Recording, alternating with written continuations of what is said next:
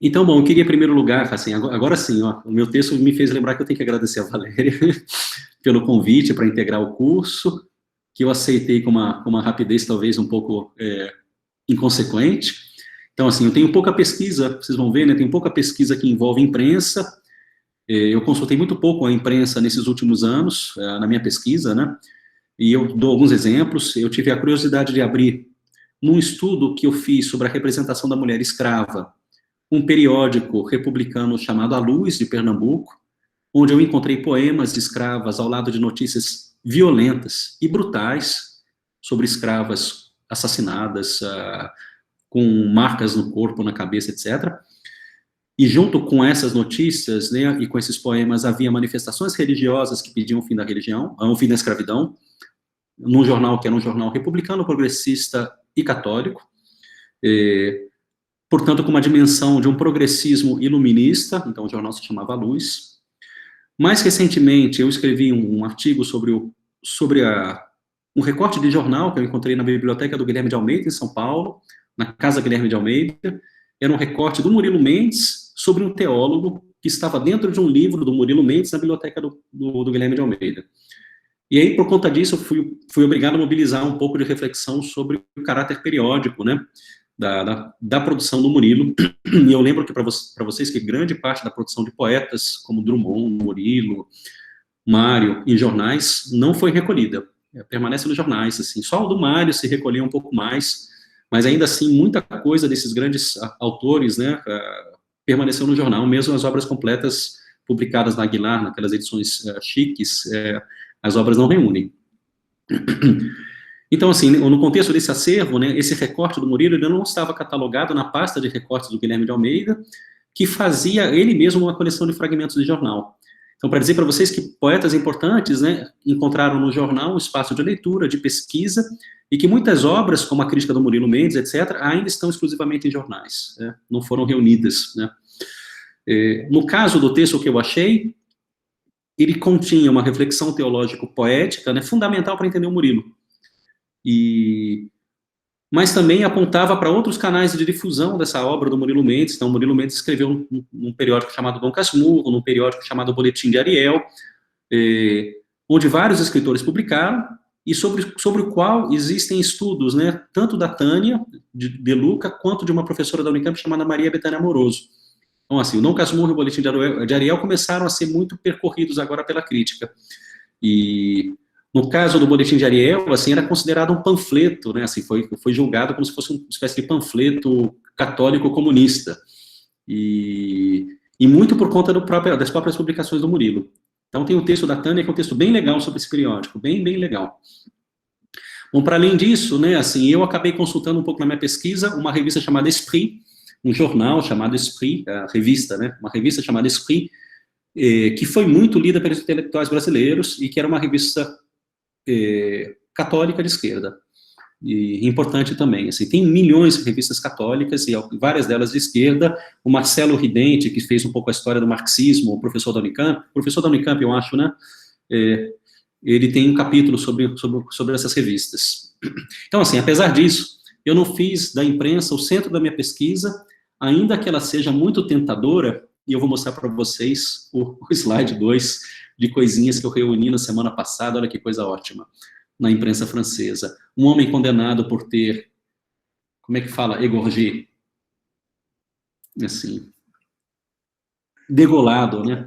Degolado, é. O cachorro dos seus avós adotivos. Olha que notícia genial. Os avós adotivos, um homem, portanto, uma relação de um homem com os avós, e ainda o cachorro degolado, né? E não só por ter matado, né? Assim, ele degolou o cachorro. Isso tudo na França, hein? Olha aqui. Essa daqui é de 2021, de abril, olha, de agora. 1 tonelada de maconha, né? Como é que se diz? Apreendida num caminhão carregado de papel higiênico. E, por fim, ele fuma um narguilé no volante, seu carro pega fogo. Que é ótimo, né? Depois a gente vai chegar no Barthes, vai ficar bem claro, assim, como é que essas manchetes elas se constroem, né? Mas, evidentemente, aqui eu já antecipo para vocês, são essas duas notações, né? Duas ações, que tem uma causalidade aberrante, né? Como diria o Barthes, a gente vai voltar para isso, né? Entre uma coisa e outra, a gente entende que haja uma causalidade, porque ele fuma e o outro pega fogo, essa causalidade, mas é uma causalidade aberrante, né? Ele está fumando um narguilé e, de repente, o carro que se inflama, né? Que começa a arder, né? Então, assim, por mais tentadora que seja a imprensa, assim, e 3 notícias dessas são suficientes para que a gente consiga falar bastante coisa, assim, e eu não fiquei muito aí na minha pesquisa, e aí foi só mais recentemente, era isso que eu estava falando para vocês, no âmbito de um curso que eu dei sobre a literatura e o mal, e diante de um corpus que era trazido pelos alunos, que eu me vi pensando um pouco a questão do fait divers. O corpus, como vocês podem imaginar, né, assim, ele envolvia narrativas de crimes na literatura brasileira mais recentes, sobretudo Rubem Fonseca e alguns outros autores, assim. Muitos alunos meus trabalham, né, com narrativa brasileira contemporânea que envolve crime e violência, e que muitas vezes trabalha nesse espaço dos jornais, sabendo que muitos desses escritores, né, escreveram também, seguiram escrevendo no século XX, até mais recentemente também no jornal. Alguns foram repórteres, então, assim, é importante sempre ter isso em perspectiva. E eu, ao mesmo tempo, estava bastante, nessa época, né, interessado por algumas narrativas policiais em virtude da pesquisa dos meus orientandos. Então, eu tinha um orientando que trabalhava com os contos policiais do Chesterton e um outro orientando que trabalhava exclusivamente com a questão do crime, num romance chamado Um Crime, do Bernanos. Então, por conta disso, eu fui obrigado a me deslocar um pouco para a questão do fait divers. E aí, bom, foram aparecendo várias coisas. E eu vou devagar, e vocês me interrompem se vocês não entenderem. A primeira delas, em grande parte desses textos literários, era uma referência constante desses textos à imprensa, como está muito presente, por exemplo, na obra dramatúrgica do Nelson Rodrigues. Então, assim, mais à frente, hoje, né, eu vou tentar apresentar para vocês um caso de um texto que faz do texto ou da referência à imprensa um dos temas principais da intriga. Então, a imprensa, ela passa a participar do próprio romance, e é isso que eu vou trazer para vocês mais à frente. Então, a imprensa faz parte da narrativa, expõe as personagens, muitas vezes, como no Nelson Rodrigues. Eu estava pensando, no caso do Nelson Rodrigues, na peça O Beijo no Asfalto. Eventualmente, a imprensa prejudica essas personagens, dispara a ação é motivada por aquilo que aparece na imprensa, e muitas vezes essas obras, né, elas vão sendo construídas com elementos que são elementos do próprio texto jornalístico. E daqui a pouquinho eu explico um pouquinho mais sobre isso para vocês. De todo modo, é a denúncia da imprensa ou algo que acontece no espaço do jornal que se torna determinante para a história do texto. Então, no caso do Beijo do Asfalto, é um cara que vê uma pessoa caída, né, beija esse homem caído, né, e imediatamente no dia seguinte vê isso reproduzido nos jornais, e o jornal acaba funcionando como uma espécie de motor do processo narrativo. A partir de uma rede, vai lá, de difamações, etc. Assim, a partir desse espaço da difamação, que muitas vezes pode ser o espaço do jornal também. Então, assim, de algum modo, uma parte dessa literatura do século XX, ela, e sobretudo dessa literatura que lida com violência e com crime, ela muitas vezes se constrói apontando para a imprensa ou se servindo de elementos que se colocam nesse espaço do jornal, e muitas vezes escrevendo e dando espaço para que o próprio jornal se manifeste no interior da narrativa. Então, isso me parecia um elemento interessante para pensar essa relação. A segunda coisa é que, que havia uma espécie de permeabilidade entre uma reflexão sobre o mal, e o meu interesse na época era, em grande parte, ético-teológico, quer dizer, de onde vem que nós façamos o mal. Então, havia uma permeabilidade entre uma reflexão sobre o mal e certas narrativas que encenavam esse espaço do jornal. E eu explico para vocês. Então, assim, para mim, é como se houvesse um apelo ao real, ao acontecimento real, verídico, que é confirmado pela difusão jornalística, ou encenado como se ele tivesse sido verídico, e esse acontecimento, esse real, ele aparece em narrativas que problematizam justamente o lugar do crime e da maldade humana. Deixa eu tentar colocar isso de forma um pouco melhor. É como se a literatura, no momento em que ela aponta para o jornal, ou se coloca no espaço do jornal, ela se construísse com um apelo ao real, àquilo que poderia de fato acontecer, ou que aconteceu no jornal, de forma mais contundente. E isso, de algum modo, problematiza essa dimensão do crime, que não é mais algo de uma fabulação, é alguma coisa que poderia ter acontecido, poderia estar nesse espaço do jornal. E eu vi... Espera aí.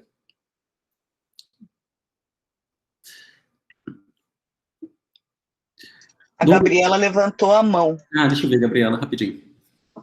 Pode falar. Foi um acidente aqui, eu cliquei sem querer, desculpa. Não, imagina. Tá bom.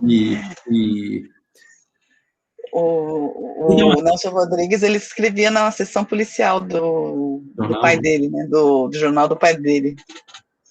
Ele escolheu, ninguém queria, porque era no segundo plano, né? Ele escolheu escrever lá. Então, assim, de algum modo, esse crime que aparece muitas vezes nessas narrativas policiais, no momento em que eles apontam para esse espaço do jornal, eles produzem uma dimensão de verossimilhança que ajudam a problematizar ainda mais aspectos dessa reflexão sobre o mal. E só como exemplo, eu menciono uma série que eu gosto bastante de ver, que é a série Mindhunter, que está no Netflix, em que as personagens pensam, os dois detetives principais, eles pensam todo o tempo o que possa ser o mal, a partir do diálogo com assassinos que supostamente existiram. Então a série, ela se constrói num espaço que é um espaço ficcional, documental, pelo apelo que ela...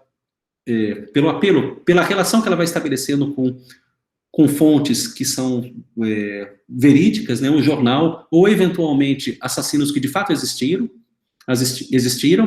e a partir daí, dessa dimensão verídica, entre aspas, esse mal, o mal brutal do serial killers, etc., adquire uma dimensão que é ainda maior.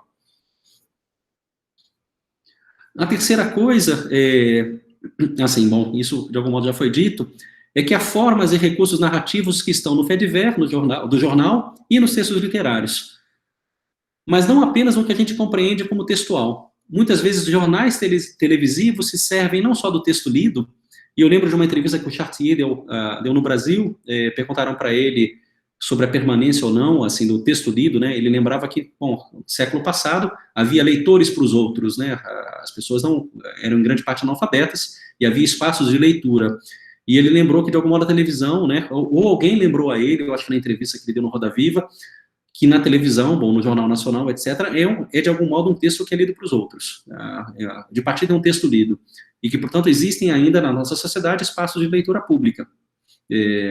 Então, bom, então, muitas vezes, os jornais televisivos se servem não só do texto lido, mas incorporam essas formas e recursos na exposição de várias reportagens, com um espaço que não está claramente demarcado, como havia antes nos jornais. Então, assim, bom, o Jornal Nacional, você sabe, né, de repente tem um drama familiar que aparece, e eles relatam esse drama com recursos que são recursos narrativos, com suspense, com encadeamento de ação, com modos de apresentar, de enquadrar personagens, etc., às vezes de forma extremamente maniqueísta, bom, quando são esses dramas mais brutais, né, de assassinato. Bom, os jornais se servem, né, mesmo os jornais televisivos, eles se servem de formas que são formas que, de algum modo, podem ter vindo da literatura ou desse outro espaço, que era o espaço do fait divers, mas muitas vezes sem a demarcação clara, né, da rubrica que aparecia nos jornais, que dizia, bom, aqui é o fait divers. Às vezes, o Jornal Nacional, a interrupção, né, a passagem de uma notícia política para um fait divers, não tem recorte, assim, não tem uma ruptura, né? Você vai de uma para outra. E, às vezes, no âmbito, vai lá, de um mesmo Jornal Nacional, cada entrada, né, das três entradas que eles fazem, cada entrada mescla, né, espaços que são espaços de reflexão política e coisas que seriam da ordem do fait divers, sem, muitas vezes, separar o que é uma coisa e outra, né? Bom. Então, assim, é possível, só para dizer para vocês que é possível ver o Jornal Nacional e depois de uma reportagem política aparecia alguém que cultivou uma abóbora gigante, a maior já registrada, e aqui na perspectiva do prodígio sobre a qual falará o Roland Barthes. Então, assim, depois da reportagem política, a abóbora gigante, ou algum crime misterioso cujo mistério é ou pode ser revelado pela reportagem jornalística. Então, esse mistério ele pode ser escalonado por vários dias. Bom, então, assim, são recursos... para lembrar aquilo que foi dito, portanto, nas aulas anteriores, que estão dos dois lados, né, no jornal e na literatura. E é mesmo difícil saber onde eles começam. Então, a Lúcia Granja, né, ela nos lembrou da circularidade entre formas literárias e formas jornalísticas, por meio da menção ao estudo da Marie-Ève Terranty, intitulado La littérature au quotidien. Então, a literatura seria um dos principais repositórios de formas existentes para os jornais, mas, ao mesmo tempo, a literatura se encheria de atualidade e adotaria formas de maior comunicação com o leitor, em conformidade com o dinamismo do jornal. Então, bom, e, ao mesmo tempo, e em alguns casos, o próprio jornal, ele cria a forma, que depois a literatura leva à frente. Então, a literatura também, portanto, tem essa dimensão de incorporar formas de comunicação que são maiores, e é sempre interessante pensar nisso, assim, mesmo para quem trabalha com poesia, pensar que o Drummond publicou poemas no jornal, e que hoje a gente tem espaços que são espaços muito restritos de publicação de poesia no jornal. A poesia, ela se relegou, né, a espaços que são os cadernos especializados, ou os jornais literários, Suplemento Pernambuco, Rascunho, etc., e que, eventualmente, em virtude disso, você está em espaços de circulação exclusivos ou maiores, o modo como a poesia própria se apresenta ou se constrói pode variar. A gente pode... Outro dia eu estava lendo um texto, né, super duro com relação à poesia contemporânea brasileira, falando do hermetismo da poesia, dessa poesia. E a gente pode, em grande parte, pensar esse hermetismo a partir das formas de circulação, que em grande parte se tornaram universitárias ou suplementos especializados. A gente poderia pensar aí. Essa é uma chave possível de leitura. Então, bom, quando a gente pensa um pouco essa literatura que era produzida nos jornais e no folhetim, em grande parte, como lembra a Lúcia e como lembra a Marie-Ève Terranty, essa literatura, ela adquiria um dinamismo, né, porque que era, em grande parte, o dinamismo e a comunicação, e um modo de comunicação que era do próprio jornal. Também porque, em grande parte, ela se fazia primeiramente no jornal, para ser remanejada, reeditada e reunida posteriormente em livro, e muitos autores não tiveram obras reunidas em livro depois, permaneceram exclusivamente no espaço do jornal. Tem um autor de mistério francês, né, que só mais recentemente começou a ser reunido, que era um autor predileto do Baudelaire, chamado Petrus Borel, Petrus Borel, com L no final, que escrevia narrativas de mistério extremamente populares, assim, muito rocambolescas e etc. E que não teve muita edição recente, só mais recente, assim, acho que faz 2, 3 anos é que se publicou pela primeira vez uma obra completa do Petrus Borel, que circulava em jornal, como todos esses outros autores que foram trazidos pelo Guillaume Pinson na semana passada. Então, assim, então, por um lado é isso, assim, para além dessas questões do mal que eu vinha, para as quais eu vinha apontando, né, que tem a ver com o espaço do jornal potencializar dimensões que são dimensões de real na literatura que está aí, sobretudo no âmbito do fait divers, não da narrativa propriamente, como é que se diz, não há narrativas de mistério, que são narrativas de mistério fantasmagóricas, etc., que também aparecem nos jornais, mas, bom, tem narrativas que são narrativas brutais, né, de violência, etc., que muitas vezes, nesse espaço do jornal, adquirem esse dinamismo e uma espécie de potência da violência, porque estão num lugar de quase comunicando-se, né, ou reportando, eventualmente, coisas que de fato aconteceram, que foram relatadas no jornal. Então, para além dessa dimensão do mal, é importante lembrar, como disse a Lúcia Grande, que existem recursos que estão dos dois lados, e existe uma circularidade entre formas que são literárias e formas jornalísticas, sabendo que muitas vezes isso que é literário, de partida era jornal, de partida estava dentro do jornal. O Guillaume Pinson, por outro lado, ele lembrou, assim, e para mim era importante também mencionar para vocês, de uma dimensão sensualista do jornalista repórter, que vai presenciar o evento, que pula as barreiras de segurança e entra na cena do crime. Então, assim, no século XIX, muitas narrativas de mistério são construídas em primeira pessoa, com um narrador personagem que muitas vezes testemunha do ocorrido, ou por um detetive que vai, conforme avançam as investigações, ser confrontado com o próprio assassino. Embora na narrativa policial clássica seja raro que o detetive se veja em risco. Muito raramente o detetive se vê em risco na narrativa policial clássica. O Borges tem um textinho em que o detetive é, de algum modo, enrolado pelo bandido, mas, em grande parte, ele está isento assim, ele está imune à violência. Então, assim, muitas vezes, esse repórter, esse jornalista ou esse detetive, ele se vê confrontado com a própria cena, e, embora, assim, em grande parte, ele possa ser a terceira pessoa de uma narrativa em que o narrador não participa da ação. Bom, eu não avanço para esses desdobramentos que são complexos, e também não avanço, por hora, a narrativas policiais que vão encontrar no crime motivações financeiras, que a gente chama de hard-boiled, os policiais hard-boiled, e que escapariam a essa dimensão do crime misterioso ou do inexplicável que está no fait divers. Então, assim, já pensando no fait divers segundo Barthes, muito raramente a gente vai encontrar nesse fait divers o crime, a não ser que ele tenha alguma dimensão de prodígio ou de enorme violência, mas o crime de herança, assim, ou o crime financeiro, etc., eles não estariam tanto aí nesses romances policiais do início do século XX, final do XIX, nesse espaço do fait divers, porque eles perdem dimensões que são dimensões do inexplicável, etc., sobre as quais eu vou falar um pouquinho mais para frente. Tudo bem? Bom, assim, de todo modo, há algo nesses textos, né, de uma integridade física do repórter que muitas vezes mobiliza como leitores a nossa própria integridade física. Eu acho que isso é importante dizer. E isso tem a ver com o espaço de uma certa violência, o sangue, a mutilação, a tortura, o estupro, que está em grande parte desses textos. É uma violência que sentimos sobre nós mesmos, muitas vezes incapazes de suportar o relato ou a imagem. Então, a história lá das imagens fortes, né? Mas que também nos colocam no espaço de uma curiosidade mórbida. Eu acho que é sempre importante lembrar disso, e o Machado de Assis brinca bastante com isso na Causa Secreta. Nós, leitores, temos uma curiosidade mórbida, e embora muitas vezes a gente faça assim também. Tá?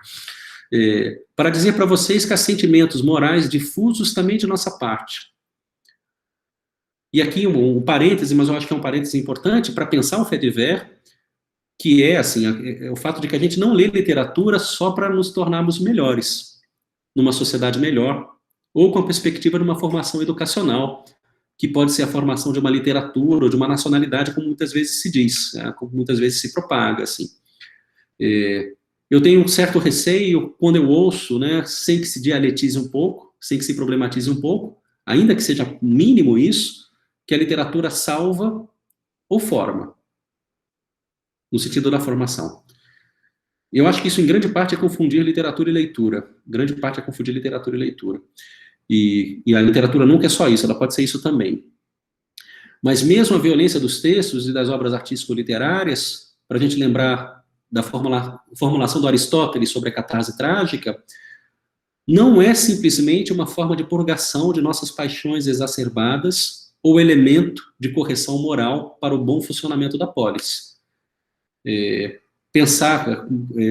A gente não pode, depois do Freud, seguir pensando como se a gente visse cenas de violência, cenas brutais na literatura, etc., como se aquilo funcionasse só como um elemento de purgação das nossas paixões, dos nossos desejos exacerbados. É mais complexo do que isso, tá bom? E muitas vezes é importante lembrar isso para que a gente veja que a literatura não é só aquilo que a gente pode ensinar na escola. Em grande parte, na verdade, a grande literatura não funciona na escola, né? Não funciona em espaços educacionais. Ela nos coloca em questão de forma, nos mobiliza dimensões que são dimensões da nossa profundidade psíquica ou instintiva, ou o que quer que seja, que são maiores, né, e que escapam a essa dimensão exclusiva da formação, claro, uma espécie de formação moral do leitor. Então, para dizer para vocês que a gente tem um prazer estranho, e eu digo temos, que é um pouco o que dizia o Baudelaire com o leitor do fait divers, com o leitor de literatura, com o leitor da própria poesia do Baudelaire. Nós temos um prazer estranho, uma fascinação estranha, com narrativas que encenam violência. Tá bom? Eu espero que isso não choque nenhum de vocês. A gente vê séries televisivas extremamente violentas, brutais, assim.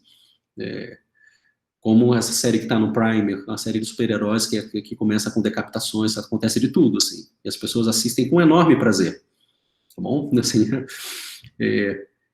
tá certo que ninguém vai dizer, olha, vou fazer isso na rua, etc., mas ninguém vai fazer um pouco, ninguém vai pensar um pouco como Aristóteles, olha, eu vi o herói lá que matou o cara, eu não vou, e o cara foi punido, e portanto, eu vou ser bonzinho para que não aconteça a mesma coisa comigo, assim, é uma reflexão que parece um pouco rápida para esse universo.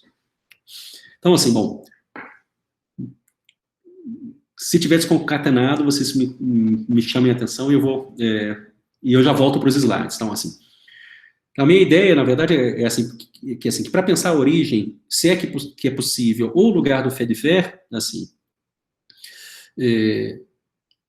eu queria, nessa aula, né, em primeiro lugar, passar por um catálogo que foi publicado há alguns anos na França, e que foi fruto de uma exposição feita no Museu d'Orsay, em Paris, intitulada Crime e Castigo, Crime et Châtiment. Então, a ideia é percorrer esse catálogo, um pouco para retomar isso que eu venho apresentando, e em seguida a gente passar para o texto do Roland Barthes. E aí, com um pouco mais de tempo, assim, mas eu também não vou tomar tanto tempo de vocês, eu pensei em trazer 2 casos, por assim dizer, para aprofundar um pouco o fait divers. O primeiro deles é um romance bem pouco lido no Brasil, porque ele foi recém-traduzido, que se chama A Honra Perdida de Katharina Blum, do escritor alemão Heinrich Boll, que ganhou o Prêmio Nobel em 72, e o segundo é a reportagem do Caetano, que eu mencionei rapidinho na semana passada, ou retrasada, tá bom? Então, assim, de partida era isso, eu queria apresentar um pouco para vocês o lugar onde o fait divers entrou um pouco na minha reflexão um pouco sobre o mal, que tinha, em certa medida, a ver com o espaço do verídico, do real, etc., que é o espaço do jornal, com uma certa reflexão trágica. Eu acho que pensar o trágico é sempre importante, e tem um livro ótimo do Terry Eagleton, chamado Doce Violência, exclusivamente dedicado à questão do trágico, ao conceito de tragédia, né, bom, mas, ao mesmo tempo, sempre tendo em perspectiva isso que formula o Baudelaire, que tem a ver com uma espécie de proximidade nossa, um interesse nosso, né, por essa literatura, que se torna popular. Essa literatura do fait divers, e do romance policial, mesmo do romance policial no Brasil, né, os grandes autores, aí Rubem Fonseca, etc., ela não se torna popular à toa, assim, tem aspectos que nos mobilizam, e em grande parte esses aspectos têm a ver com formas da violência, tá bom? Então, bom, passemos ao catálogo, agora vamos para o catálogo. Esse catálogo aqui é o Crime et Châtiment, que foi organizado pelo Jean Clair e publicado em 2010. Eu apresento um pouquinho, bom, ele está dividido num conjunto de subpartes, algumas partes importantes, uma delas chamada Figuras do Crime Romântico, a outra chamada A Justiça, uma outra chamada O Crime e a Ciência, o Crime e a Ciência, e eu vou falar um pouquinho sobre elas. É um catálogo que reúne vários capítulos importantes, né, interessantes, porque, na verdade, ele se trata de uma coletânea, como o capítulo do Daniel Sang-Su, S-A-N-G, sangue, em francês, Su, S-U-E, tudo junto, sobre as cabeças cortadas na literatura do século XIX. Então, assim, espero que vocês não fiquem espantados. Então, essa é uma delas. Vocês estão vendo a cabeça? Parece o Brad Pitt, né, do filme lá dos Bastardos Inglórios. Então, assim, no contexto da minha pesquisa, eu estava particularmente interessado pelas cabeças como um lugar possível dos revenants, como assinala o próprio Sang-Su numa nota de rodapé, dos mortos-vivos ou daqueles que voltam, das aparições. As aparições sempre vêm, muitas vezes, sob formas de cabeças, que ressurgem um pouco para assombrar os que ficaram, né? No momento, né, é sempre importante lembrar, no momento de popularização das mesas giratórias, né, aquelas mesas em que se convocavam, né, os espíritos, etc., cabeças que falam, portanto, que se comunicam com os que ficaram, a ideia de uma espécie de comunicação que se dá com os vivos, né? Bom, então esse era um pouco o meu interesse. No artigo do Sang-Soo, ele nos lembra, contudo, né, de outras coisas. Em primeiro lugar, das degolações em massa, com a invenção da guilhotina e a Revolução Francesa. A execução capital, segundo o Sang-Soo, seria uma espécie de resposta ou consequência, ele chama isso de uma reação a esse contexto de violência. Então, bom, então, para dizer que, de algum modo, essa literatura que vai encenar essas cabeças cortadas, ou a arte que vai encenar as cabeças cortadas, e vocês vão ver muitos bustos que surgem no final do 19, tem esse recorte da cabeça, no Rodin e vários outros escultores. Ele vai dizer que uma boa parte da arte, de algum modo, vai funcionar como uma espécie de reação a essa execução capital que se tornou popular. Algo, portanto, de uma violência revolucionária, e é importante lembrar de uma literatura revolucionária violenta, anticlerical, do Marquês de Sade, por exemplo. Houve, alguns anos atrás, na Biblioteca Nacional, uma exposição chamada O Inferno da Biblioteca Nacional, que reuniu na França só textos eróticos publicados no contexto da reflexão, em que eles, de algum modo, os autores, né, expunham padres, expunham pessoas da aristocracia, etc. Assim, tem um livrinho que é ótimo, né, lista de todos os padres que foram surpreendidos em bordéis de Paris, e aí tem a lista de todos eles, assim, são pequenos livrinhos, etc. Além de uma literatura erótica muito brutal, além de textos em que, de fato, a aristocracia ela é ridicularizada, ou livros de enorme violência, assim. Então, portanto, é importante lembrar que quando a gente fala, bom, o Sang-Soo fala da violência da Revolução Francesa e da guilhotina, é importante lembrar que existe, junto com essa violência, uma literatura que é revolucionária e muito violenta, e que, de algum modo, vai dialogar, com a qual vai dialogar essa literatura do final do 19, a partir do meados do 19, que é essa literatura que aparece, que se populariza no folhetim. Então, isso é importante indicar. Então, bom, essa violência revolucionária ela encontraria uma reação ou uma consequência, ou o espaço, eu diria, de uma certa continuidade na literatura, como se a literatura e a arte se autorizassem a representar a violência mais brutal.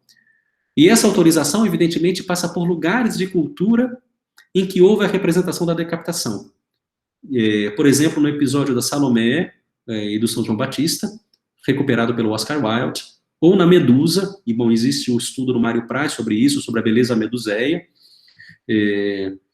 ou eu lembro do Corpo Fragmentado, do Frankenstein, na Mary Shelley. Então, assim, a literatura, de algum modo, ela passa a representar esses corpos mutilados, que a gente vai ver em muitos crimes do fait divers, em muitos crimes dessa literatura do final do 19, porque, de algum modo, isso aconteceu, mas também se servindo de referências que são referências culturais a outras decapitações que aconteceram, bom, sobretudo a de São João Batista, no episódio da Salomé, recuperado pelo Oscar Wilde. Mas, ao mesmo tempo, a literatura encontra também autorização no próprio espaço do jornal, onde estão também escritores, onde estão muitas vezes esses escritores mais do que nos textos que foram posteriormente reunidos, né? O crime dos jornais, o fait divers dos jornais, de algum modo, autoriza ou permite que se reencene espaços de violência, nessa literatura realista, naturalista, sobretudo, para os quais se convocam esses outros lugares da violência real e cultural. Então, uma boa parte dessa literatura do final do século XIX, ela de algum modo, lida com esses crimes violentos que estão no espaço do jornal, dialoga, evidentemente, com isso que o Sang-Soo fala da Revolução Francesa, mas também reencenam espaços de violência que são espaços de violência cultural, escritos, né, em textos de cultura tão importantes quanto a Bíblia. A literatura e a arte, por sua vez, portanto, né, assim, com isso, né, de estar no jornal, elas ganham um pé na realidade, o que passa... deixa eu só tentar entender o meu próprio texto. O que essa literatura passa a encenar ou a representar estará muito próximo da notícia cotidiana, servindo-se, inclusive, de um modo de construção típico do inquérito policial, primeiro temos o crime, em segundo a narrativa do seu esclarecimento. Então, uma boa parte da literatura vai se construir aí, e nas teorias sobre o conto do Ricardo Piglia, e de tantos outros, né, assim, eles vão um pouco falar desse espaço do conto e do romance policial como um espaço de um gradativo esclarecimento de um crime que aparece de partida. Então, primeiro o crime, depois o inquérito, a narrativa do inquérito, do seu esclarecimento. Então, assim, tudo bem? Na exposição, né, nessa exposição foi exibido esse molde que vocês veem, que é o do Henri Jacques Pranisi, guilhotinado em 1887 por um triplo homicídio. Então, esse é um molde, né, que foi feito desse criminoso, né, acusado, né, de triplo homicídio. Bom, mas antes de passar para os crimes, homicídios, estupros, etc., eu queria ainda me servir do catálogo para 2 elementos. Um deles tem a ver com a justiça. Então, assim, antes de passar para o crime, portanto, assim, eu fico um tempinho no castigo. A gente não tem tempo de percorrer todo o combate jurídico levado à frente por vários escritores românticos, assim, pelo abolicionismo, contra a pena de morte, como aparece no livro O Último Condenado, do Victor Hugo. E a gente não tem tempo aqui de observar o interesse desses escritores por erros de justiça, ou pela injustiça, como muitas vezes aparece, vai lá em alguém como Castro Alves, lembrando que no Brasil, né, muitos escritores no 19 saíram das escolas de direito, tiveram formação na Faculdade de Direito de São Paulo. Álvares Azevedo, Castro Alves, eu acho que Fagundes Varela também, poetas importantes. O que eu assinalo de importante, assim, me servindo do texto agora, o texto do Robert Badinter, eu vou colocar o nome dele aqui, porque eu acho que é importante que vocês tenham. Só colocar no chat.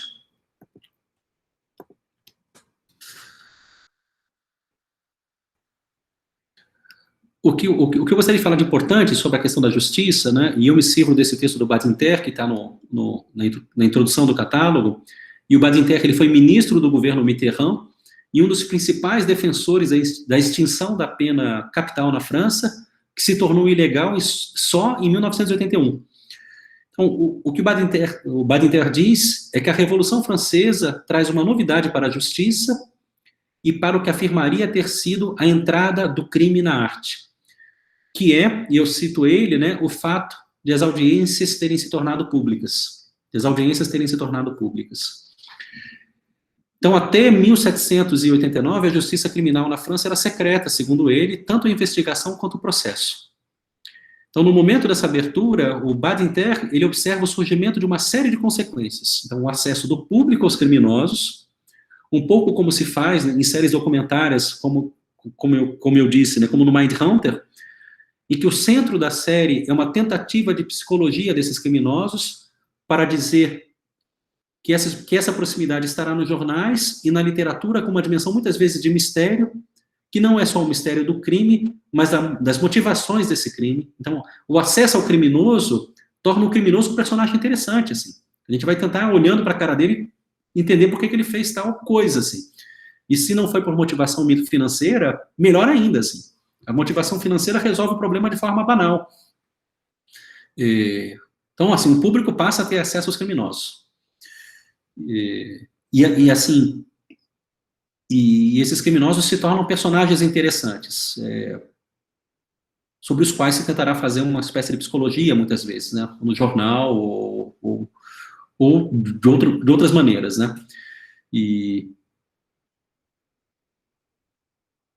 Porque justamente, em muitos casos, a motivação desses crimes não está clara, né, assim, no Mindhunter, eu aconselho vocês a verem o Mindhunter, a assistirem essa série, assim, que vai tentar um pouco, os dois personagens principais vão tentar construir, a partir de instrumentos da psicologia, etc., de uma espécie de psicologia criminal, qual seria o perfil, assim, de um serial killer, assim. Teve problemas na infância, problemas sexuais, o que quer que seja, assim.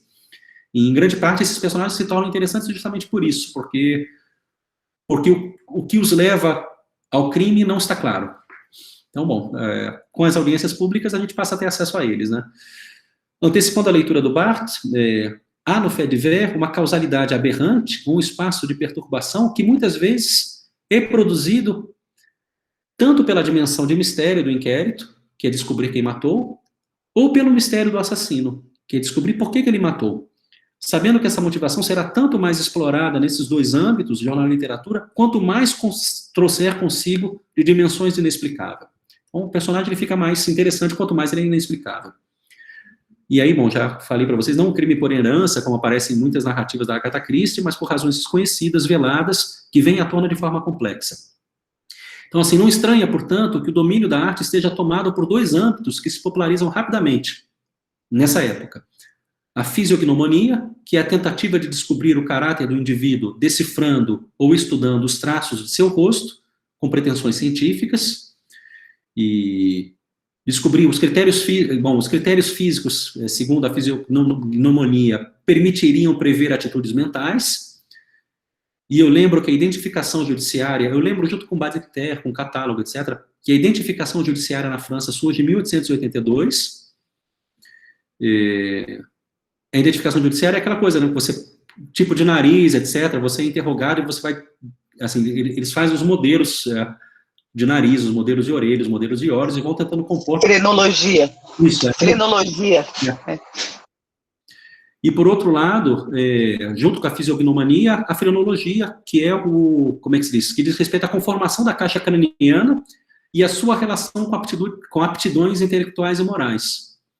De algum modo, né, no molde que a gente vê, esse molde que vocês veem aí, essa atenção à cabeça guilhotinada, para a qual se faz um molde, né,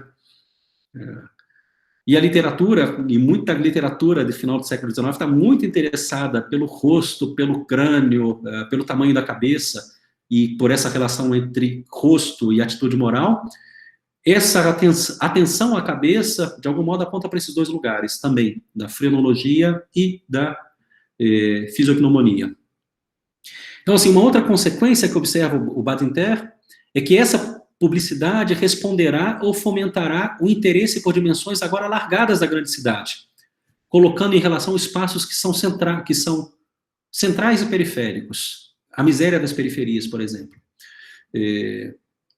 Então, no momento que você traz o criminoso, torna esses processos públicos, etc., e uma grande parte desses crimes são produzidos na periferia, o jornal, de algum modo, ele se torna um espaço que vai colocar em diálogo, em tensão, esses dois lugares, centro e periferia.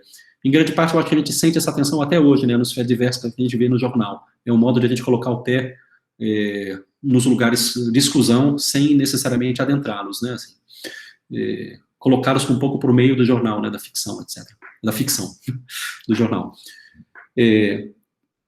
Mas é interessante que essa tensão, né, desses dois lugares, né, e lembrando que o jornal ele surge nesses espaços, no espaço da cidade, etc., assim, nos espaços citadinos das grandes cidades, etc., que se desenvolveram, e que, junto com enormes bolsões de miséria, etc., então, que esse espaço não vai fazer que o criminoso, nessas narrativas, em grande parte, ele seja representante desses lugares de exclusão, que tornaria o criminoso, um agente simples, né, assim, como muitas vezes, ainda hoje no Brasil, né, a gente viu o que aconteceu na semana passada com relação a Jacarezinho, né, muitas vezes é o que acontece na representação jornalística de sociedades como a nossa, né, o crime e a miséria das periferias, ou o crime e a periferia, eles são representados como se uma coisa fosse produto da outra. Nesse espaço do fait divers, assim, grande parte não é isso.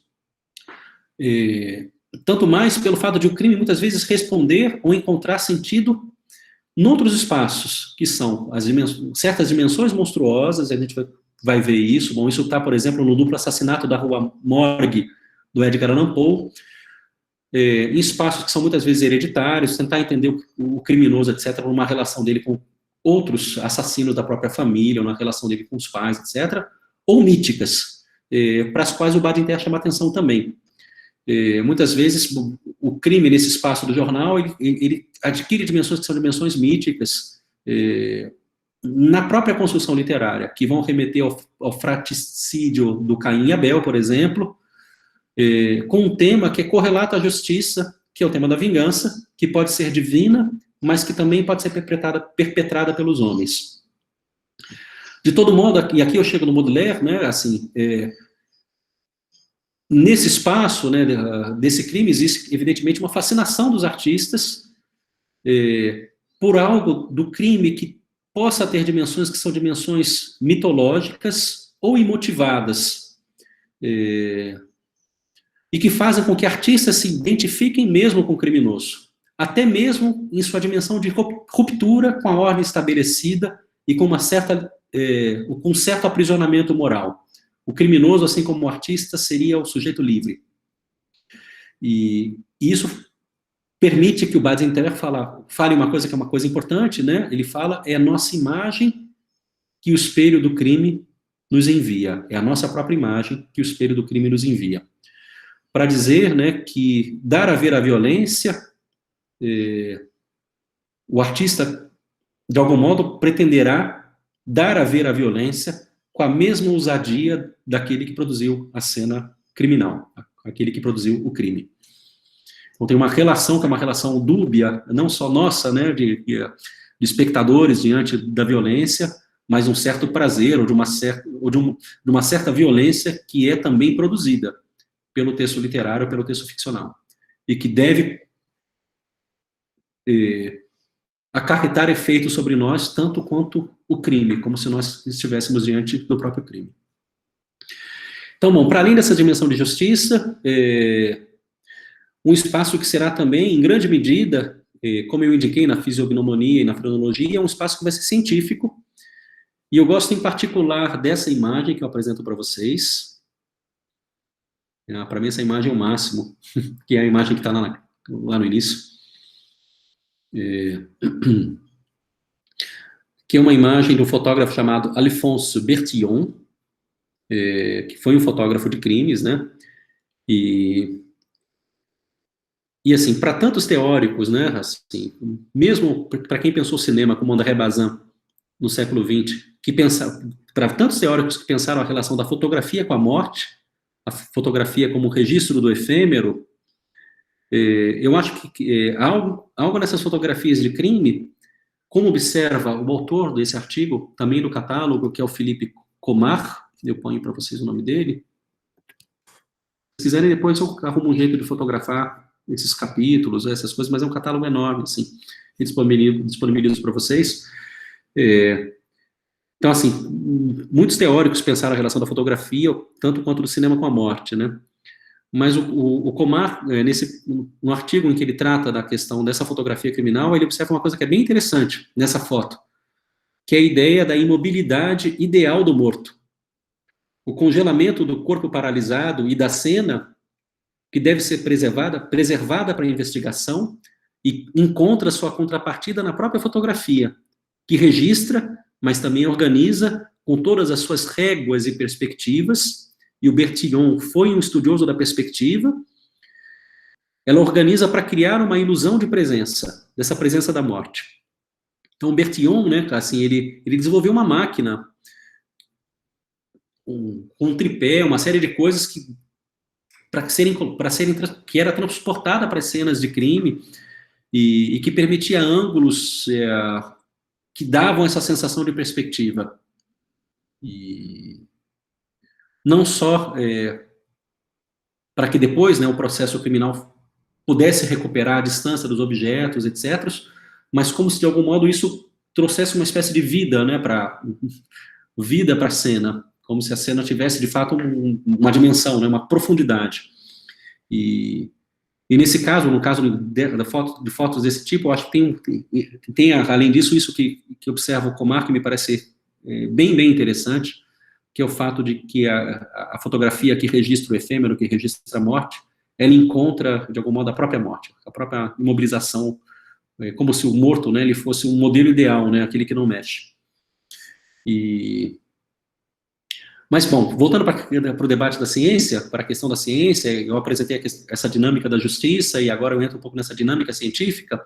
O valor do documentário da fotografia não nos deixa esquecer que a máquina fotográfica é um instrumento mecânico, e com isso, né, uma dimensão de progressismo científico fundamental a muitas narrativas que a gente vai encontrar. Muitas narrativas que a gente vai encontrar no fait divers, ou no romance policial, etc. O próprio Conan Doyle, né, A ciência, ela está muito presente no Sherlock Holmes, né? Está muito presente, né? Assim, a dedução, etc. Está presente também no, como é que se diz, no próprio Edgar Allan Poe. Então, tem uma dimensão da ciência que a gente consegue um pouco recuperar vendo essas fotografias do Alphonse Bertillon, a ideia de uma máquina que registra, né? E que permite, a partir desse sistema de réguas e perspectiva, organizar um pouco a cena.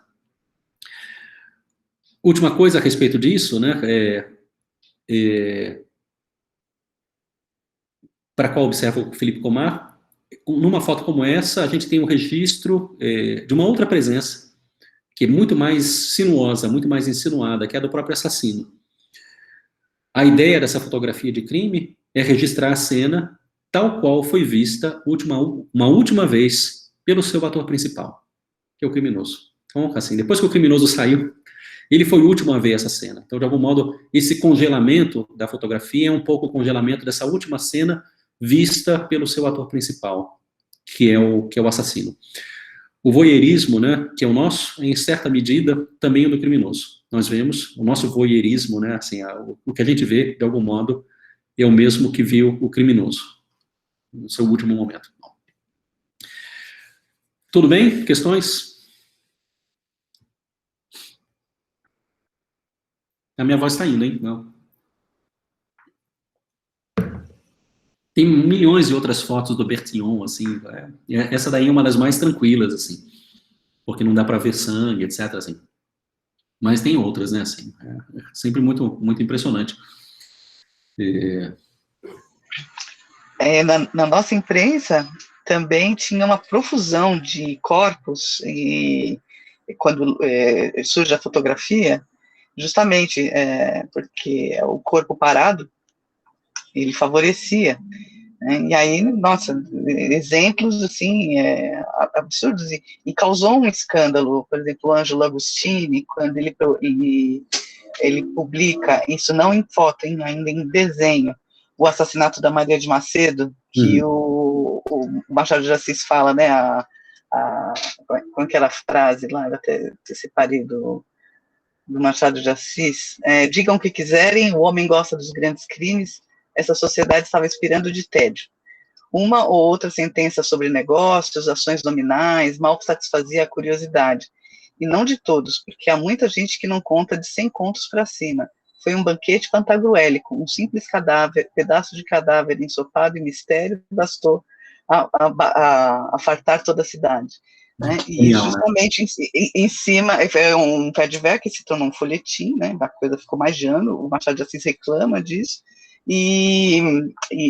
o ponto de escândalo foi justamente a publicação dos corpos decepados, né? E com a fotografia, isso se torna uma verdadeira febre, principalmente nas revistas ilustradas mundanas. Então, toda aquela gente bonita da sociedade passeando no footing na primeira parte, e na última parte, os seguidores do Bertillon. Você me fez lembrar, né, que o próprio Baudelaire, né, eu acho que isso está em outros lugares, né, tem uma reflexão sobre o tédio, né, de algum modo, na verdade, tem uma literatura, né, que se pretende contra o tédio dos leitores, né, contra o leitor que está, de algum modo, anestesiado, né, você tem que produzir alguma coisa sobre ele, né, tirá-lo de uma espécie de letargia. E o Fediver é entretenimento, né, ele não é notícia, ele é ficção, né, então... Também, mas é sobretudo ficção, porque os caras inventam loucamente, e é legal, porque é o lugar que dá para inventar, isso que é o legal do Fediver. Ele tá ancorado no jornal, mas ao mesmo tempo ele tem dimensões que são, essa é um pouco como a história do Narguilé, né, ele está ancorado no jornal, mas ele dá alguma coisa que não é o... Isso. E às vezes não tem mesmo não tem nem compromisso com essa ligação com o real. Ele se passa por real, mas ele não tem qualquer compromisso. Por isso que os literatos amam. Porque ali o Nelson Rodrigues fala, eu fiz questão de trabalhar na sessão policial, quando as pessoas não queriam, porque você não assina a Fediver, porque ele é um anônimo, né? Você não tinha prestígio, né? Mas ele fazia questão de falar, aqui eu posso exercer meus pendores de ficcionista, né? Eu vou seguir aqui um pouquinho. Então, bom, com isso eu passo para o segundo momento da aula, e agora, que já é o segundo momento mesmo, assim, que é um conjunto de questões, portanto, assim, com um conjunto de questões que nos auxiliam a ler o texto do Barthes, que está justamente interessado pelos crimes e prodígios, mas não só por isso. Bom, eu só mostro antes para vocês essas capas, essas capas aqui, desses periódicos, também no catálogo, né, a primeira do L'Assiette au Beurre, que foi um jornal satírico e que questiona nessa imagem o interesse pelo fait divers. Então, vocês vejam a cara do público, né, vendo essa cena de uma mulher, acho que de uma mulher nua, né, com alguma coisa que parece o sangue, né, correndo pelo lado. Vocês conseguem ver com a minha ampliação? O crime da rua, coisa, no jornal deste dia. Então, bom. E enquanto do lado, né, o Le Petit Journal exibe algo que parece a imagem de uma mulher esquartejada dentro de uma caixa, aqui.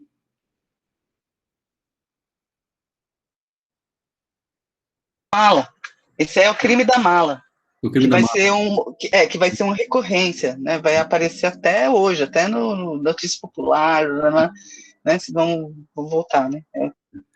E que me fez lembrar da morte da protagonista de uma excelente série policial chamada Bosch. Não sei se vocês viram no Prime Video. É uma série policial interessante, assim, a mãe do protagonista, que é um policial que fica traumatizado, etc., era uma prostituta que foi assassinada de forma brutal e largada dentro de uma, não de uma mala, mas largada dentro de aqueles negócios de lixo, né? Então, assim, em pedaços, né? Então, para dizer que o centro, sobretudo, da primeira temporada do Bosch, e depois, acho que da segunda também, é esse personagem assombrado com o assassinato da mãe e que procura o assassino. 20 anos depois, e nesse meio tempo ele se tornou uma espécie de detetive importante de uma delegacia de polícia em Los Angeles, eu acho que em Los Angeles justamente, e aí, bom, ele resolve outros crimes também, mas o crime principal, o crime que o assombra é o esquartejamento da mãe. E eu também passo para o slide seguinte, que são propagandas de romance folhetim no interior dessas publicações, né, que tem uma espécie de apelo visual semelhante. Bom, aqui embaixo um enforcamento, o outro, o Le Chien Jaune, o Cão Amarelo, a Flor da Miséria, por Maxime Villemer, o Mistério d'Auteuil, o grande romance inédito. Bom, um outro romance aqui, chamado Harry Dixon, o Sherlock Holmes americano, A Maldição de Walpole. Então, são propagandas, né, de romances folhetim, né, no interior dessas publicações que tem um visual semelhante. Bom, eu penso, claro, bom, ainda uma vez, nesse apelo das imagens, mas também no voyeurismo, né, dentro da chave baudelairiana, que nos lembra, né, o Baudelaire, que as mulheres iam assistir às execuções públicas, para dizer que perto das execuções públicas, o que aparece na literatura terá de produzir uma espécie de outro frisson, outro arrepio, assim. Então, para a gente parece muito brutal, muitas dessas cenas, etc., mas é importante lembrar que um público francês, parisiense, e acompanhar execuções que eram públicas. Do mesmo modo que o processo era público, a execução era pública. E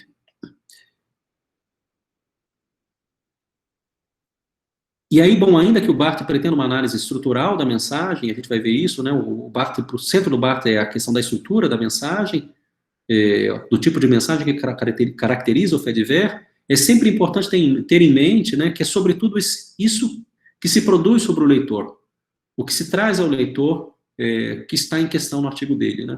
Quando ele fala do insólito, do insuspeito, do aberrante, etc., de algum modo tem a ver com um impacto, né, que essas imagens, etc., o que esse texto tem sobre o leitor.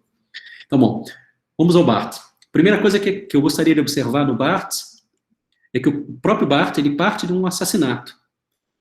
E poderia ser um acidente de carro também, e eu lembrei, será que o Felipe está aí? Eu não sei se o Felipe veio hoje, o Felipe Nunes. Não, ele não está. Porque uma vez eu conversando com o Felipe, que é jornalista, ele me disse que existem duas matérias, que são matérias com muita audiência no jornal online de Rio Preto, que são Notícias de Superação. Então, uma pessoa que perdeu 30 quilos, ou outro, vai lá, que, não sei, parou de fumar depois de 40 anos, assim. Isso é o que mais atrai gente, assim, mais atrai cliques, né, no jornal. E, sobretudo, acidentes automobilísticos. São essas duas coisas no jornal local que tem maior repercussão, maior engajamento, entre aspas, né, esse maior engajamento, as pessoas clicam mais. Então, bom, eu estou pensando aqui no Barthes, né, mas para dizer que poderia ser um acidente de carro, né, mas o Barthes está interessado nos assassinatos.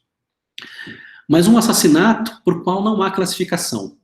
Então, não é um assassinato de uma celebridade, de alguém que tem uma história para nós, não é um crime político, não é fruto de uma briga entre torcidas, eu fico pensando assim, que poderia produzir, ou poderia nos prover um contexto. Trata-se para o Barthes de algo inclassificável, e por isso essa dimensão do diver, daquilo que não cabe numa rubrica precisa. Então, assim, pensando nos jornais de hoje, né, uma notícia que não cabe na política, nem na cultura, nem na economia, ela entraria talvez na última página do caderno de cidades, como em Rio Preto, uma última página, ou no meio do caderno de cidades, claro, podendo ser alçada a capa em virtude da sua complexidade, como no caso lá do menino lá que foi morto pelos pais. Então, num caso complexo, né, ou brutal, ou prodigioso, no sentido de um excesso, né, de violência, e evidentemente isso escapa do fait divers e do fait divers daquilo que é inclassificável no jornal, que está muitas vezes no caderno de cidade, e vai para a capa, né. A segunda coisa é que ele não tem classificação, mas ao mesmo tempo dispõe, justamente por não apontar para outro lugar, do que o Barthes chama de estrutura implícita.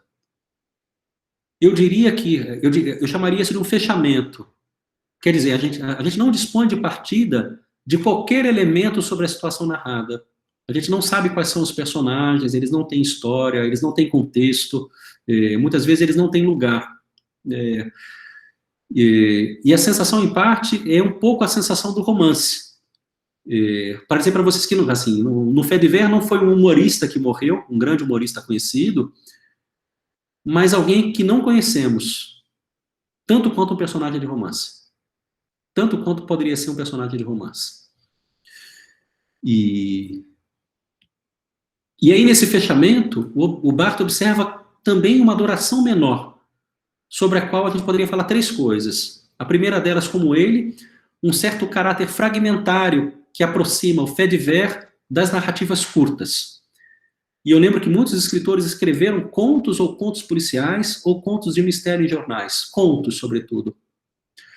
Então, ainda nesse primeiro aspecto da duração, nos basta o crime e a resolução do crime, muitas vezes.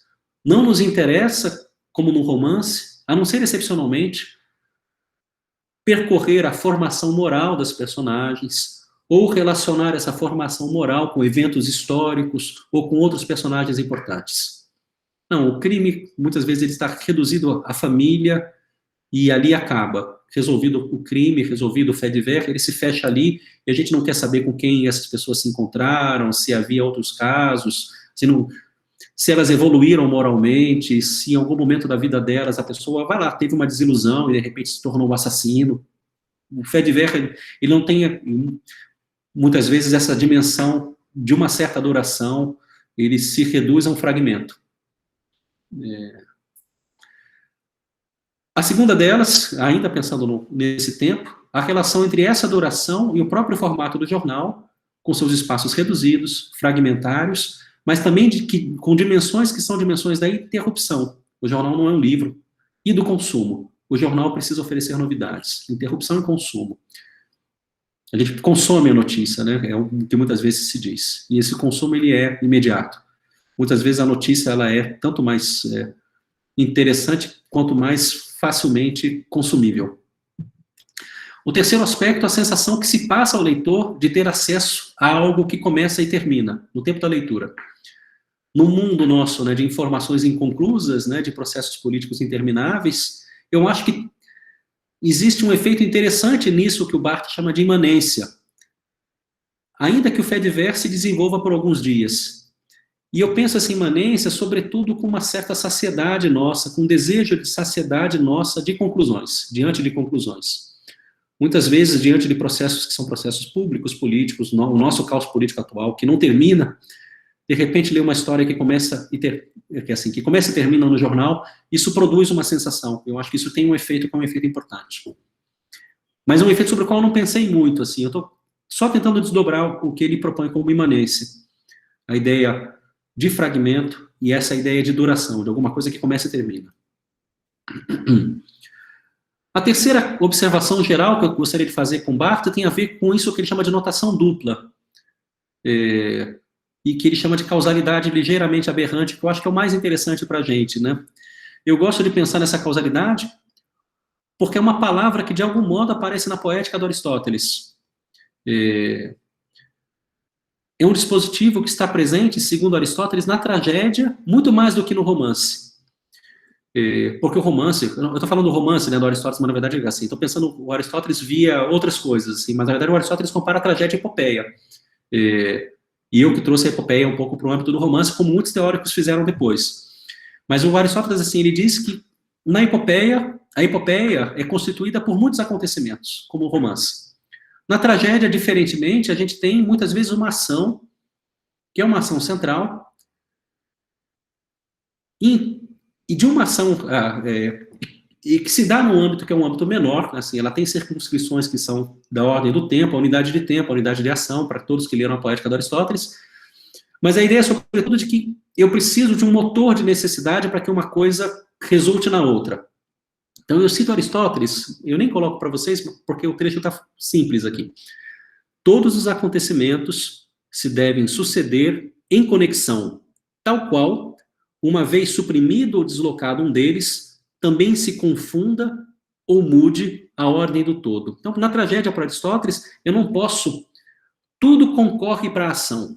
Então, eu não posso ter coisas que apareçam no meio de uma historinha que me distraiam, assim, e eu não posso trocar a ordem dos acontecimentos na tragédia. Uma coisa resulta da outra, tem um elemento de necessidade de causalidade.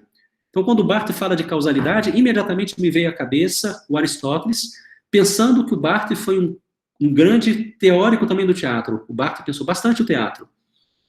Então, pois bem, assim, para o Barthes, essa causalidade que deve existir no Fediver, então, essa causalidade existe no Fediver, só que ela é aberrante ou perturbada. O Fediver seria, segundo Barthes, rico de desvios causais.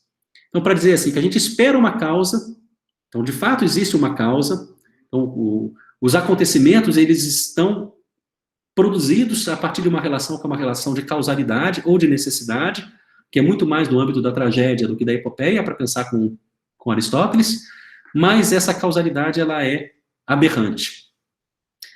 Com isso, duas últimas observações. A ideia de que há sempre causas, e na engrenagem do romance naturalista realista, isso vai ser sempre importante. Ao mesmo tempo, a ideia de que essa causalidade é sempre minada, diz o Barthes, por forças que lhe escapam, como o irracional ou o desconhecido.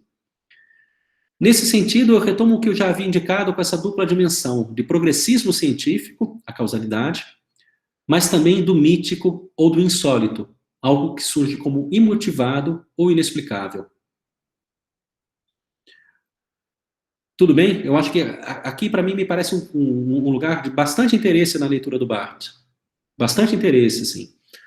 Porque ele mobiliza uma reflexão que está, de fato, na poética do Aristóteles, em tantos outros lugares, né, que é essa dimensão de causalidade, que é muito importante, assim, eu retomo para o romance naturalista realista, que vai, entre outras coisas, pensar, bom, a relação entre os personagens e o próprio meio, etc., uma série de coisas, né? Mas, ao mesmo tempo, no Fediver, o Barthes observa essa dimensão do mítico ou do insólito, algo que surge como imotivado ou inexplicável. Então, nós temos a causalidade, mas, ao mesmo tempo, essa causalidade ela é perturbada ou ela é minada por alguma coisa que que a gente não consegue entender. E é nesse momento que o Barthes aproxima o fait divers da literatura, em que os sentidos são postos, mas eles estão permanentemente frustrados, porque eles transbordam. Porque há mais sentido.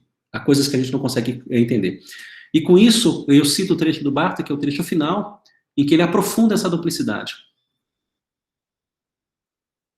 Que é aqui.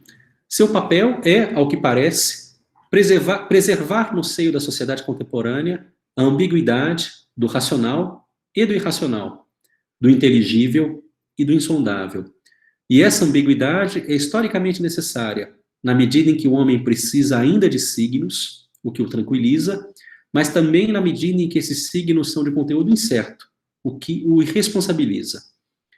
Ele pode, assim, apoiar-se, através do fait divers, sobre uma certa cultura, mas, ao mesmo tempo, pode encher em extremis essa cultura de natureza, já que o sentido que lhe dá a concomitância dos fatos escapa ao artifício cultural, permanecendo mudo. Teria muita coisa aqui para falar sobre o Barthes, assim, muita coisa para falar sobre esse fragmento, pensando em todo mundo que estudou a questão da tragédia. Muita gente que pensou o trágico nesse espaço entre, do herói trágico como um ser que, de algum modo, é responsável pelos seus atos, mas, ao mesmo tempo, não é.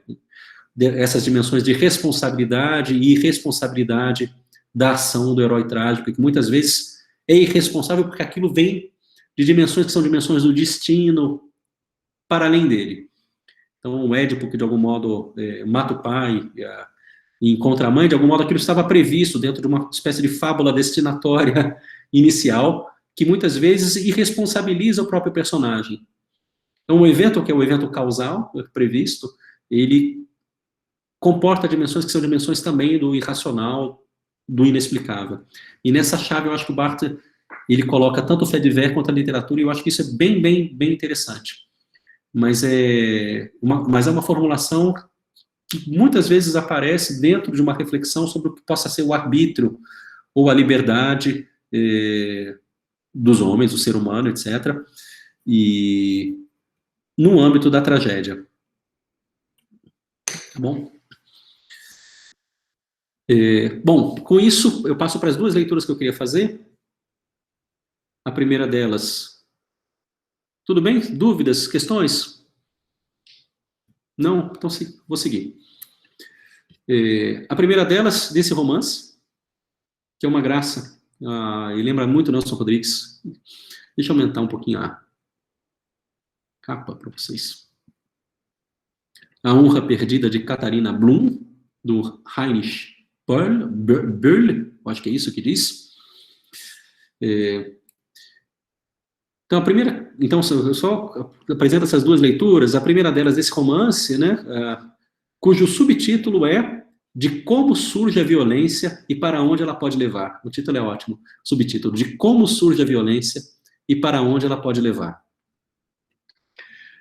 Ele foi traduzido pela Cibele Paulino e publicado pela editora Carambá em 2019. Eu acho que ainda está em catálogo. Está aqui. Ele é um romance pequenininho. E eu li para vocês a sinopse, sinopse que aparece no próprio site da Carambaia, que resume o livro melhor do que eu faria, mas eu gostaria de mencionar a nota de advertência, que está aí do lado, e que vem logo no iniciozinho do livro. Vem aqui, olha, logo depois que vira a página inicial, que fala: as personagens e o enredo dessa narrativa são puro fruto da imaginação. E aí depois, sem descrições de certas práticas jornalísticas surgirem semelhanças com as do jornal Bild, isso não se deu por acaso ou premeditação. Foi, isso sim, inevitável. E agora eu passo a sinopse. Vocês vão ver como é que é divertido isso aí. Katharina Blum é uma jovem que vive de serviços domésticos numa rotina organizada e sem sobressaltos. Conhece um homem numa festa de carnaval e passa a noite com ele em sua casa. A polícia procura no dia seguinte para interrogá-la, uma vez que o recém-conhecido, chamado Ludwig Götten, é suspeito de vários crimes. O caso adquire notoriedade e passa a ser um filão rentável para um diário sensacionalista identificado no livro como O Jornal, disposto a provar que Catarina é cúmplice de Goethe. Sua vida é escrutinada e virada ao avesso para o deleite de uma parte da opinião pública. Suspeitas, depoimentos mal-intencionados e mentiras servem para construir ou destruir uma personalidade tida como culpada. Catarina é acusada de abandonar seus pais idosos, ser sexualmente promíscua, ter simpatias esquerdistas, esconder uma riqueza de origem obscura e fazer estranhos passeios noturnos de carro. A pressão sobre Catarina leva a um desenlace trágico, revelado já nas primeiras páginas do livro. Eu imagino que vocês saibam qual é o desenlace, vocês preveem o desenlace? Alguém suspeita? Não? Um bolão do desenlace? Suicídio. Ela mata o jornalista. Como? Ela mata o jornalista. Ah, que legal. Começa daí. Mas legal, hein? Legal, né? E o Bild, para quem não sabe, é um jornal sensacionalista alemão. Né? É o Le Petit Journal dos alemães. Dos alemães. Bom, essa personagem é só interessante, assim, antes de entrar um pouco no... Eu vou só ler um trechinho com vocês, mas é uma personagem que lembra muito a Margarida, a Gretchen, né, do Fausto do Goethe, que também é difamada na cidade, etc. E isso vai produzindo uma série de consequências sobre ela. A ideia da mulher difamada... na literatura alemã, ela vem muito da Margarida, né, da Gretchen, né, do Fausto, e eu sempre aconselho ler, porque é um romance central, assim, é um romance, né, assim, é um conjunto de, uma peça, né, central, assim, e muito bem traduzido em português. Então, eu já li a sinopse, né, irmão, e vou ler para vocês as páginas iniciais do romance, para que vocês tenham um pouco o contato com esse desenlace, mas também para que vocês vejam como o próprio romance ele satiriza ou reencena âmbitos que são âmbitos do fait divers. E que o próprio romance, de algum modo, ele se organiza um pouco a partir de uma espécie de estrutura do fait divers, né? No momento em que a personagem principal mata o próprio jornalista, né? Isso é quase uma espécie de causalidade aberrante, e que o romance vai tentar recuperar e vai tentar criar, assim, vai tentar explicar pra gente por que isso, né, de alguém matar um jornalista aconteceu. Eu leio para vocês o iniciozinho, eu acho isso daqui tão bem escrito, e vamos lá. Os primeiros fatos a serem apresentados são brutais. Quarta-feira, 20 de fevereiro de 1974, véspera da Weiberfastnacht, uma festa. Uma jovem de 27 anos sai de seu apartamento em certa cidade por volta de 18h45 para dançar em uma festa privada. 4 dias mais tarde, após desdobramentos dramáticos, na noite de domingo, por volta do mesmo horário, mais exatamente por volta das 19h04, ela toca a campainha da casa do superintendente da polícia, Walter Möding. Ele está prestes a se fantasiar de sheik, não por diversão, e sim por motivos profissionais, e a jovem depõe ao aterrorizado Möding que ela havia matado a tiros o jornalista Werner Dürtges, por volta das 12h15 na casa dela, pedindo que ele providenciasse o arrombamento de sua porta para que o jornalista fosse removido. Ela mesma teria perambulado pela cidade entre meio-dia e 15 e 19 horas para ver se sentia algum arrependimento, mas não foi o caso. Além disso, pede que seja presa, diz que gostaria de ficar onde seu querido Ludwig estava. Möding, que conhece a jovem de vários interrogatórios e tem certa simpatia por ela, e por isso não duvida em momento algum de suas informações, a leva em seu carro particular até a delegacia, conversa com seu superior, o delegado-chefe Weismann, e conduz a jovem até uma cela. Um quarto de hora mais tarde, encontra-se com Weismann na porta do apartamento dela, que uma equipe tática arromba, confirmando o que ela havia dito. Não vamos falar aqui de banho de sangue propriamente, pois consideramos inevitáveis só as diferenças necessárias de nível. Para isso, indicamos ao leitor a televisão e o cinema, espetáculos musicais de terror e outros musicais condizentes. Se é para fluir algo que não seja sangue. Talvez apenas uma indicação de certos efeitos de cor.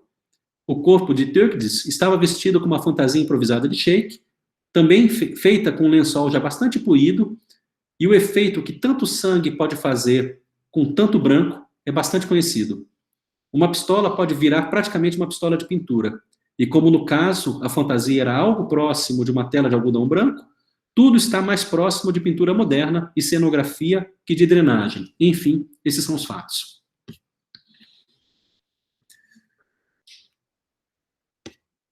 Bom, vocês vejam, né, que o próprio romance, né, ele se constrói, isso aí, o capítulo inicial, ele se constrói um pouco como uma narrativa policial. Nós temos o crime, dentro de uma lógica da causalidade aberrante, né, a moça que diz que afirma que matou o jornalista, e depois a gente vai ter um pouco o inquérito, que vai explicitar o que aconteceu, e na verdade não é um inquérito, né, na verdade é um inquérito do inquérito. De algum modo é um romance que conta como o inquérito que tornou essa Catarina suspeita e a difamação que ela sofreu no jornal, como essas duas instâncias produziram, de algum modo, o inquérito do narrador, né? Mostra como esses outros inquéritos e a difamação produzida pelo jornal dispararam, foram o elemento, né, que levou a personagem a matar o jornalista. Algumas coisinhas que eu gostaria de dizer para vocês, que é o fato de que ele encena no jornal, que ele movimenta, que o jornal faz parte da narrativa, ao mesmo tempo em que o próprio texto opera dentro da lógica do fait divers, que é a ideia de uma moça aparentemente inofensiva e Blume, lembra Blume, que é flor em alemão, que essa moça inofensiva matar o jornalista. Então aí aparecem os dois elementos, ou as duas notações, segundo Barthes. E o romance vai criar, reconstruir, explicitar justamente essa causalidade aberrante. Só que, claro, o Heinrich Böll, não sei, serve-se de piscadelas à própria prática jornalista, e aí vocês viram, né, a marcação de horário, etc., como no último parágrafo, em que ele afirma que, de algum modo, vai poupar os leitores, e, vocês podem procurar cenas mais violentas em outro lugar, mas, ao mesmo tempo, ele produz algo que é extremamente gráfico, né? Eu gosto da palavra gráfico, que é um pouco como os americanos se referem a essas cenas fortes, né? Algo extremamente gráfico, que é tão exacerbado que parece inverossímil. A ideia de uma grande roupa branca e a pistola que vira uma pistola de pintura, né? E não uma arma. Só que o fait divers, nesse romance, né, ele tem uma dimensão que é também política. Eu acho que isso é importante dizer.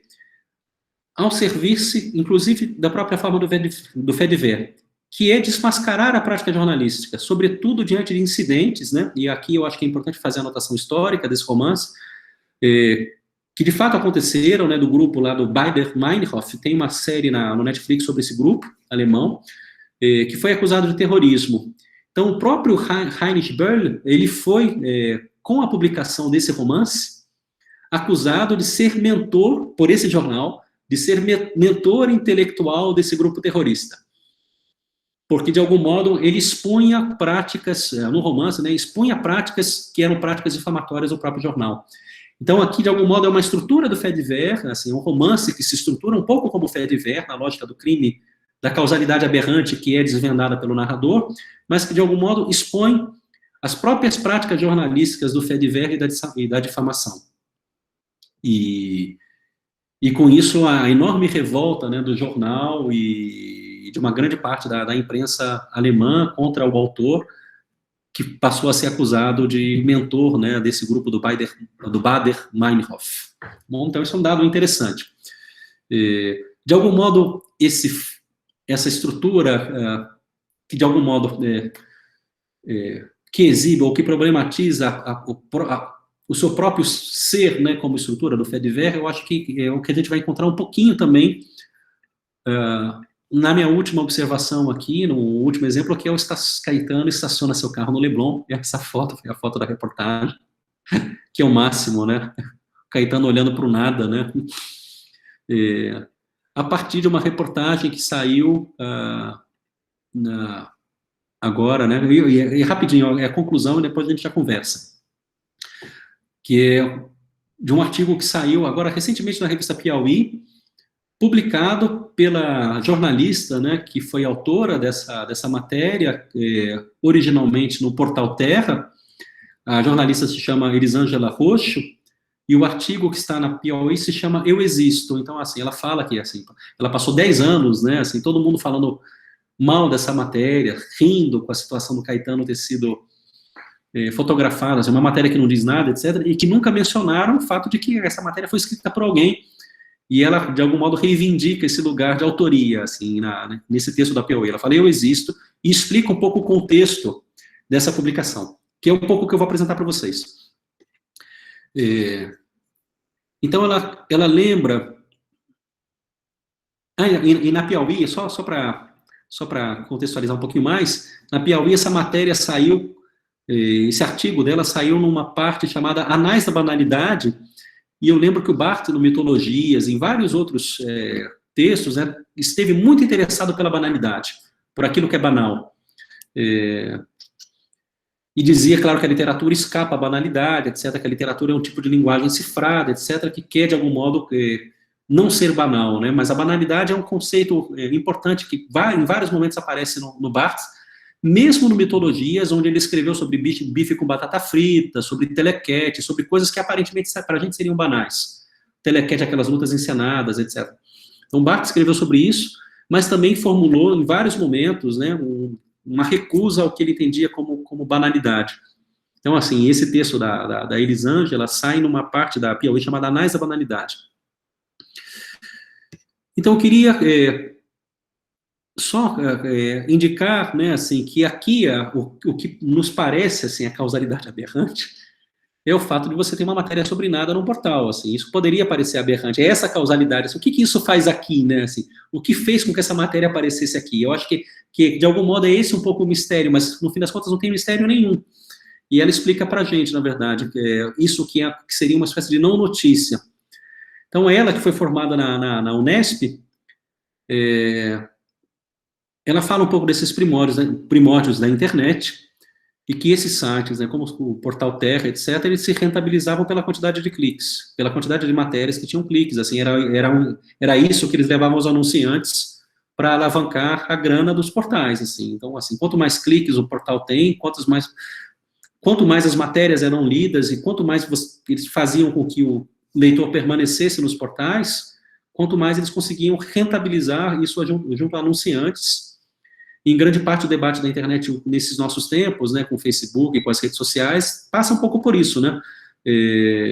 O Google, num certo momento, foi proibido, né, ou deixou de ter aquela ferramenta que era o Google Reader, não sei se vocês usaram, que era uma ferramenta que permitia que a gente lesse jornais sem ir para os jornais. A gente lia pelo próprio Google, e isso, de algum modo, tirava uma circulação, que era uma circulação dos jornais. Isso foi bastante debatido, porque, em parte, os jornais rentabilizavam junto a anunciantes, as suas matérias pelo número de cliques, pela circulação das pessoas nesses espaços.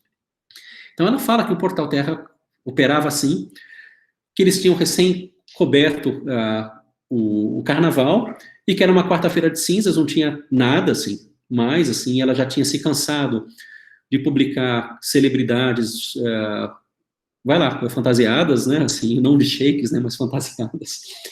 E que, de repente, ela viu essas imagens do Caetano, que eram disponibilizadas ao Portal Terra por uma agência de notícias, uma agência de paparazzi, que disponibiliza essas imagens para vários portais. E aí, bom, cabe aos portais se servirem, comprarem o uso dessas imagens ou não. E ela viu que ninguém tinha aceitado essas imagens do Caetano, que isso não tinha saído em lugar nenhum, e ela resolveu... como é que se diz? Escrever uma matéria sobre isso. E, claro, num espírito de uma certa revolta contra esse modelo de notícia, que era um modelo de celebridades, que, segundo ela, foi importado da imprensa americana, nesse momento, pelos grandes portais. Então, você tem uma parte que vigora até hoje, né, assim, em que você tem a Adriane Galisteu, uma série de personagens, assim, dizendo um pouco o que eles fizeram, e, claro, mas dizendo que eles fizeram alguma coisa. E esse alguma coisa, eu sei porque, bom, eu tenho um irmão que trabalha com jornal, que trabalha com celebridade, etc. Esse alguma coisa é sempre plantado, né, assim, o artista muitas vezes faz uma cirurgia, alguma coisa, mas muitas vezes não faz nada. E se vende ao jornal de que ele fez alguma coisa, etc., para que ele ocupe um espaço de notícia no momento em que ele está publicando um livro, não um livro, né, mas está lançando um disco, né, assim. Vejam a quantidade de notícias que saem sobre a Anitta na véspera de qualquer lançamento de um videoclipe, de uma canção, assim, de que a Anitta respondeu ao Bolsonaro, ou que, assim, tem um conjunto de intervenções públicas de grandes personagens, de grandes celebridades, que muitas vezes antecedem o lançamento de alguma coisa. Na França, recentemente, teve um cara que lançou um livro e que veio com a história de que o Foucault saiu com crianças, assim, que saía com crianças no momento que eles estavam, eu acho que na Turquia. Ninguém nunca comprovou isso, esse é um depoimento de 20 anos sobre coisas que aconteceram 20 anos antes, e aí você percebe que imediatamente, na verdade, se trata de um lançamento de um livro, e que esse autor, que era um cara desconhecido, passa a circular, né, passa a ter um marco. Então, mas muitas vezes, para dizer assim, que na lógica das celebridades, isso vem acompanhado de algum elemento, né, de algum dado, de alguma ação. E no caso do Caetano, não vinha nada, assim, eu vinha só a foto do Caetano estacionando o carro. E aí ela fala justamente dessa matéria, né, que segundo ela teria essa dimensão, né, de contestação ao próprio espaço de algo que poderia ser o fait divers, né, porque de algum modo é alguma coisa da variedade, etc., mas sustentado dentro de uma espécie de lógica da celebridade atualmente. Então eu cito só o finalzinho do texto dela, que é bem, bem interessante, em que ela fala, em que ela apresenta um pouco essa dimensão de embate com o próprio espaço do fait divers. Dei uma olhada nos sites concorrentes, nenhum arriscara publicar as fotos, é lógico, 0 cliques. Que título absurdo e sedutor alguém poderia inventar para essas imagens tão insossas? Me perguntei. Se você tivesse ameaçado bater no... Então, esse é um texto que ela escreve para o próprio Caetano. Então, esse você é o Caetano. Se você tivesse ameaçado bater no fotógrafo, talvez valesse a pena eu dar uns telefonemas, mas não era o caso. O tempo voava, as horas morriam e nada rolava no universo das celebridades nacionais. Você continuava à minha frente. Numa imagem, caminhava pela rua, noutra, estava sentado no banco do estacionamento com um ticket ou algo do tipo nas mãos. Está aguardando o manobrista, imaginei. Todo mundo na redação já tinha ido embora, só eu mofava diante do computador. Foi então que explodi. Bum! Eles querem notícia o tempo inteiro? Pois vou lhes dar notícia, custe o que custar. Tramei em silêncio. Eles deviam ser meus clientes, o terra, a concorrência, o público, a cultura do clique, sei lá mais o quê. Resoluta, invoquei o beabá das técnicas jornalísticas e mandei bala no título da galeria. Quem? Caetano Veloso. O quê? Estaciona. Onde? No Leblon. Quando? Nesta quinta-feira. Por quê? Por absolutamente nada. Quem se importa? Por cliques. Certamente não foi. De qualquer modo, nenhum leitor poderia me acusar de disseminar fake news.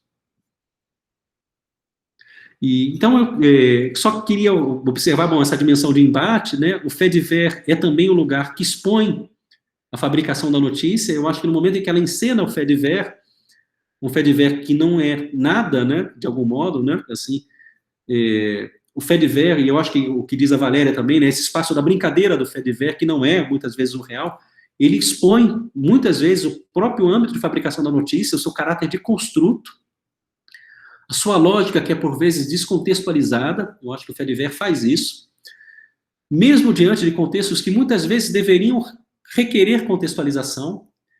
E eu termino dizendo que no nosso âmbito atual, né, as ações do governo, que deveriam vir contextualizadas, né, em âmbitos maiores, né, a economia, tudo isso se reduzia a uma dimensão, muitas vezes, de espetáculo.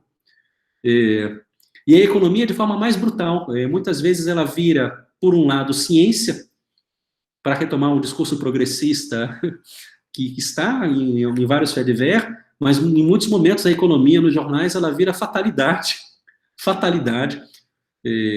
para dizer de um elemento que é um elemento do inexplicável também, que é motor desse tipo de construção jornalística também. Eu acho que o fait divers, bem analisado como faz o Barthes, né, ele nos mostra, nos expõe o quanto existe de fabricação em outros espaços do jornal, de fragmentação, de não duração, e nos dois últimos casos, né, sem ênfase contextual, né, investigativa, na política, na economia, que muitas vezes deveriam ter. Eu acho que o fait divers também, assim, uma reportagem como essa dessa jornalista, né, que expõe pelo Fediver, o que é a própria estrutura do Fediver, ela nos mostra também o quanto a lógica jornalística traz para outros âmbitos, né, que não são exclusivamente do Fediver, para âmbitos que deveriam ser contextualizados, pensando no Barthes, né, lá em cima, né, entre o que o Barthes propõe como fragmentário e não fragmentário, trazem para âmbitos que não deveriam ser fragmentários, dimensões que são dimensões da fragmentação. E eu acho que, em parte, numa sociedade como a nossa, né, que se tornou, a gente pode pensar numa sociedade de espetáculo, né, essa espetacularização da política, ela, de fato, ela em grande medida converge por uma lógica que é essa lógica aí dessas narrativas que ingressaram no Jornal do 19. Tá bom? Era isso. Tomara que tenha ajudado, bagunçado é bom também.